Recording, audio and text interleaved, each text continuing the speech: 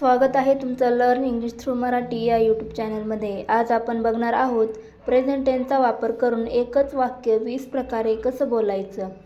पहिलं वाक्य आहे मी खेळतो, आय प्ले। हे वाक्य आहे सिंपल प्रेझेंट टेन्स म्हणजे साधा वर्तमान काळ। मी खेळतो, आय प्ले। आपल्याला असं म्हणायचं असेल तो खेळतो तर he plays, I play he pledge. तो खेळतो या ठिकाणी प्लेला लागलेला आहे यस प्रत्यय, कारण तो हा आहे एकवचनी कर्ता ही, त्यामुळे plays, I play he plays. मी खेळतो, आय प्ले, मी खेळत नाही, आय डू नॉट प्ले किंवा आय डोंट प्ले। आता हे वाक्य आहे मी खेळतो का। या ठिकाणी बघा प्रश्न विचारलेला आहे, हा आहे व्हर्बल क्वेश्चन।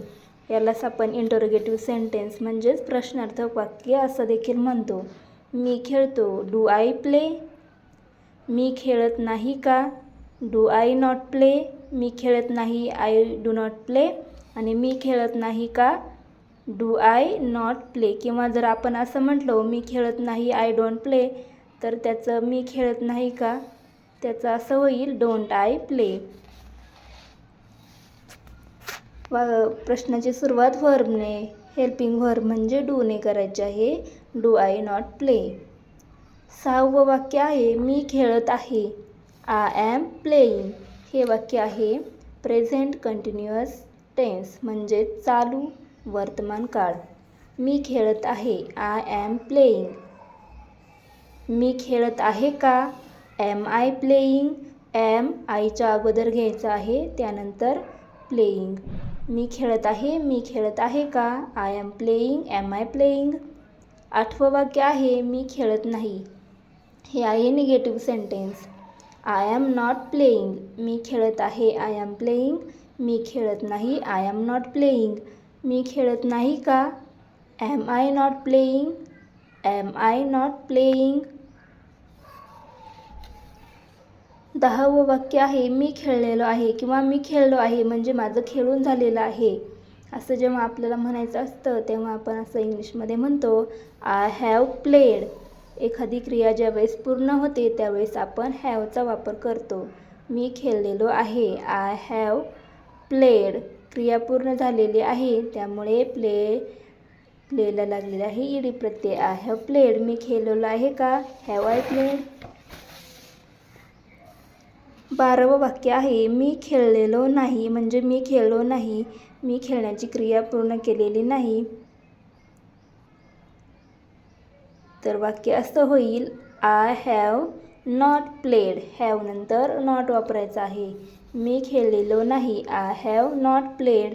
मी खेळलेलो नाही का, हॅव आय नॉट प्लेड।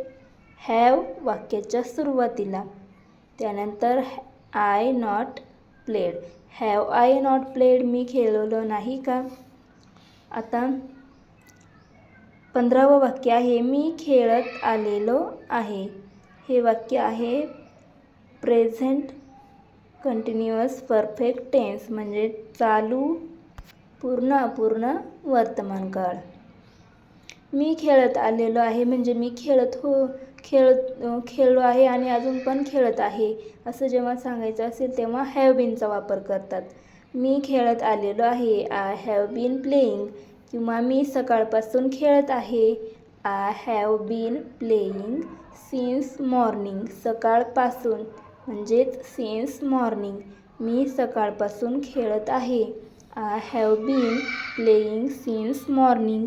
मी सकाळपासून खेळत आहे का, मी सकाळपासून खेळत आहे याचा जर आपल्याला प्रश्न विचारायचा असेल तर मी सकाळपासून खेळत आहे का, have I been playing since morning, have I been playing since morning.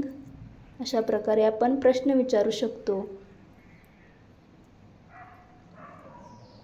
या ठिकाणीच मीच्या ऐवजी आपण ही, शी, राम, श्याम, आपले आई, भाऊ, बहीण किंवा वडील असं वापरून देखील अशा प्रकारचे वाक्य बनवू शकतो।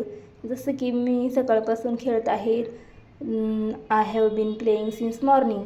तो सकाळपासून खेळत आहे, he have been playing since morning. अशा प्रकारे आपण खूप सारी वाक्य बनवू शकतो.